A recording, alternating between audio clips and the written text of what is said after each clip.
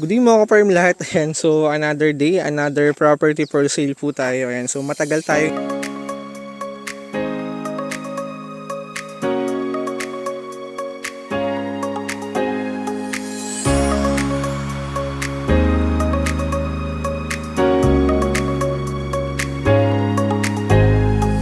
Ito na yung property for sale natin mga ka-farm lahat. So napakaganda po nito. Ayan, so along Barangay Road to na merang frontage na nasa 100 meters more or less ano. So bali ito yung starting ng property natin based sa may-ari. So ang pagitan nila is itong creek na to. Platted po ito 100% mga ka-farm lot. Flatland po ito. Ayan, so napakaganda ng property natin ngayon. And ayan, so new ganito mga ka-farm lot. Ayan, and namumunga na po ito ano, kaya meron nang nag-generate ng income dito sa property mo. And may puno rin po ito ng kawayan sa loob. Ayan, kung plano magtayo ng kubo, kung plano magtayo ng kubo, rest house, ayan. So tamang-tama itong mga ka-farm lot. Ayan, so napakaganda po ng property natin. Pasok ang 4 wheels, ayan. So kung mapapansin nyo, mababa po yung service natin, pero pasok sa property, ano. So, and ang good thing dito, may kasama na po itong source of water, ano. So ito yung deep well mga ka-farm lot. Ayan. So kasama na po yun sa bentahan, and may access na rin po ng kuryente sa area.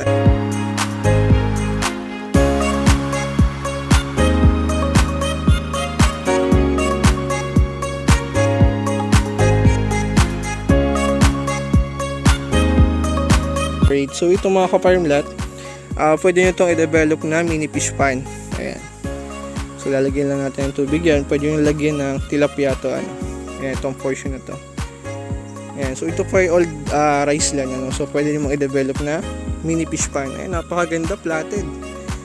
So panalo ito mga ka-farm lot. Ayan. So mga ka-farm lot natin dyan na matagal na naghahanap ng farm lot. Ayan, so tamang-tama po ito. So ito po yung old sapa na sa ngayon wala siyang tubig kasi yan nga dahil tag-init ngayon, pero pag maulan nagkakatubig daw po ito, ano. Kaya na yan, may kawain sa gitna. Napakaganda.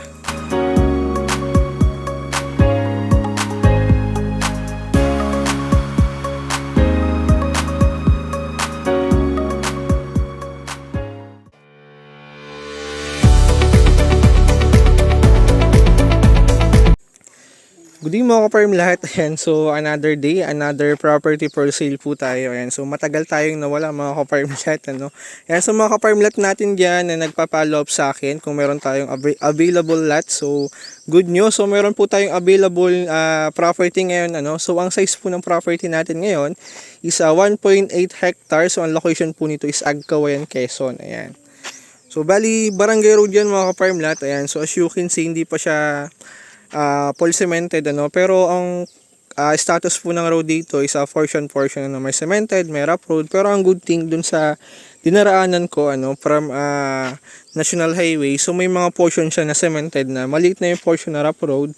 And aside dyan, ang good thing naman dito, kahit rough road siya, so matigas naman yung barangay road niya, ano. Ayan, hindi siya risk na baka mabalahura yung gulong mo kasi may tambak po ito na buhangin. Ayan, so matigas siya, ano. And bali dito tayo sa starting ng property mga ka-farm land. So ito naman po is hindi na liblib kasi nga may mga kapitbahay ka na rin. Kung mapapansin nyo mga ka-farm land, so ang bahay dito is may mga pagitan, ano, kasi uso dito kung sino yung may-ari ng lupa, siya lang yung nakatira, ano. So ayan, ito na yung property for sale natin mga ka-farm land. So napakaganda po nito. Ayan, so along Barangay Road to na merang frontage na nasa 100 meters more or less, ano. So bali ito yung starting ng property natin based sa may-ari. So ang pagitan nila is itong creek na to. Ayan, so may creek po dito. Bali ito na yung property. Ayan, so as you can see, platted po ito 100% mga ka-farm lot. Flatland po ito. Ayan, so napakaganda ng property natin ngayon. And ayan, so new ganito mga ka-farm lot. Ayan, and namumunga na po ito, ano, kaya meron nang nag-generate ng income dito sa property mo. And may puno rin po ito ng kawayan sa loob. Ayan, kung plano magtayo ng kubo, kung plano magtayo ng kubo, rest house, ayan. So tamang-tama itong mga ka-farm lot. Ayan, so napakaganda po ng property natin. Pasok ang 4 wheels, ayan. So kung mapapansin nyo, mababa po yung service natin, pero pasok sa property, ano. So okay naman po ang daan dito. And ang good thing dyan, may mga nadaanan po ako na sinesemento na, ano. So malaking development yan mga ka-farm lot.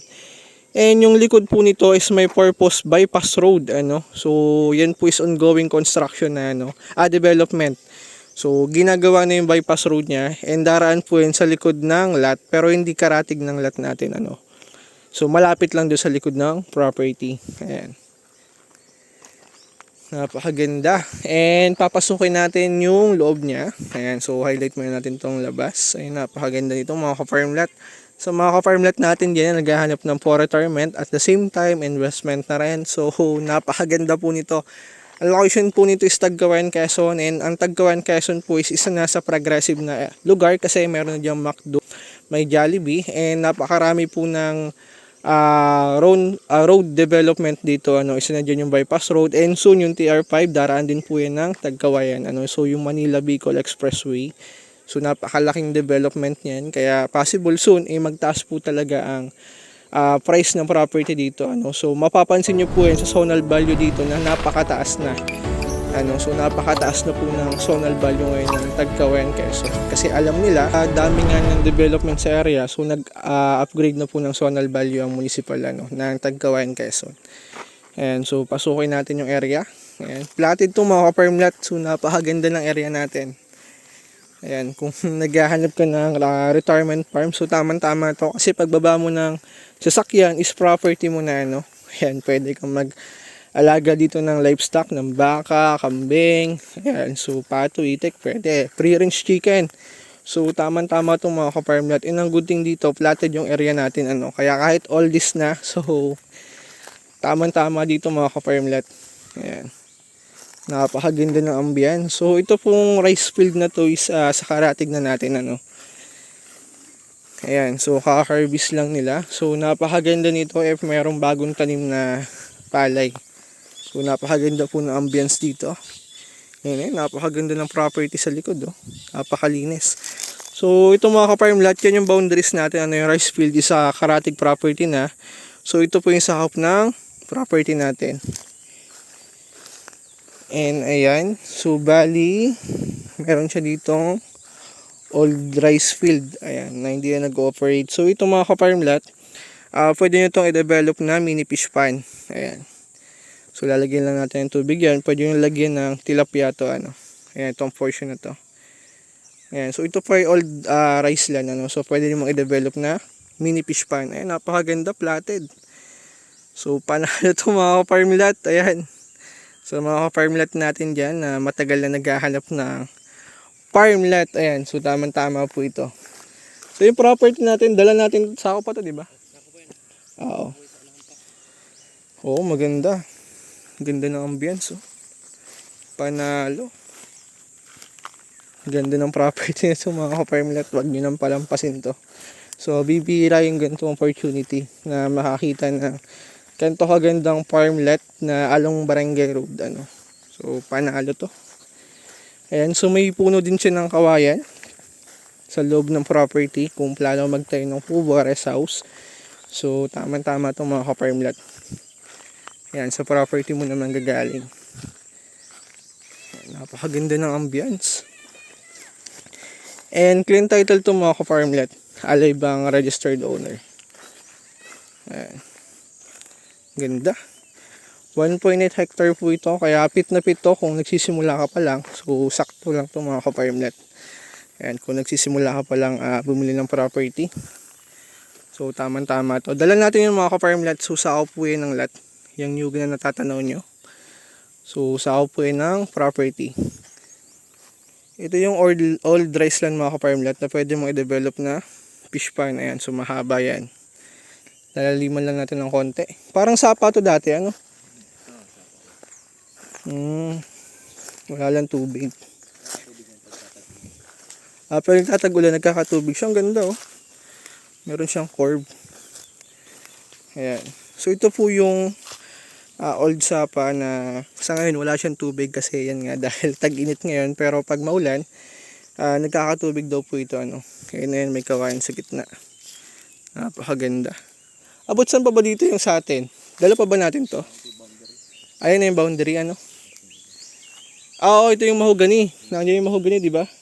Ayan, so yan yung boundary ng property. Ayan. So usap natin tong portion na to mga ka-farmlet. Ayan, napakaganda. Panalo to. Ayan.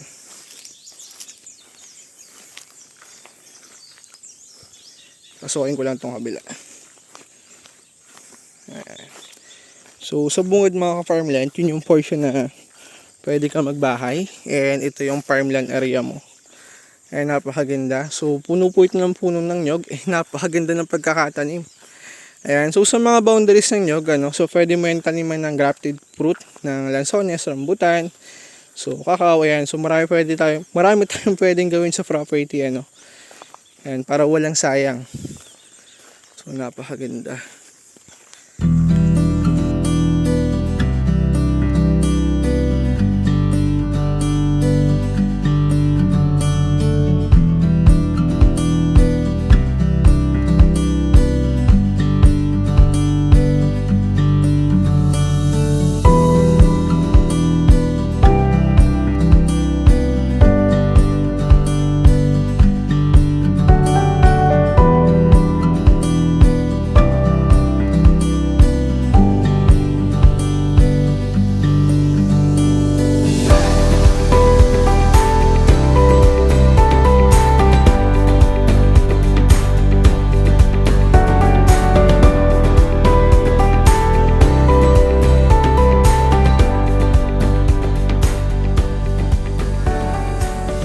Ayan, so yun yung starting ng property mga ka-farmland. So 100 meters po yung frontage ito, Abot yan sa may mahogany na yan. Ayan. And ang good thing dito, may kasama na po itong source of water, So may deep well na po sa loob ng property. Ayan. So ito yung deep well mga ka-farmland. Ayan. So kasama na po yun sa bentahan and may access na rin po ng kuryente sa area, So may source na rin ng electricity. Ayan, yan. So, bali sa pa natin itong area na itong mga ka-farmlet. So, dahil may source of water, ayan, so, tamang-tama po ito for livestock, Ayan, pwede kang mag-alaga din ng baka, kambing, free-range chicken. So, marami ka pwedeng gawin mga ka-farmlet. So, napakaganda ng area natin. Ayan, so, panalo to mga ka-farmlet, platted yung area. So, pwede ka magbahay sa harap. And ang maganda dito, pagbaba mo na sa sasakyan mo, is property na po, Ayan, di ka nakukuha ng right of way.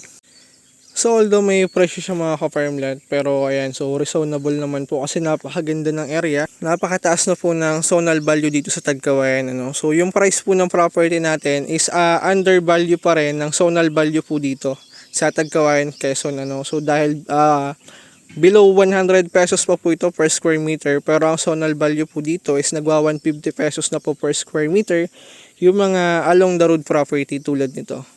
Ayan, lower price pa rin tayo sa zonal value ng property mga ka-farmland. Ayan. Kaya mura pa din to kung tutuusin,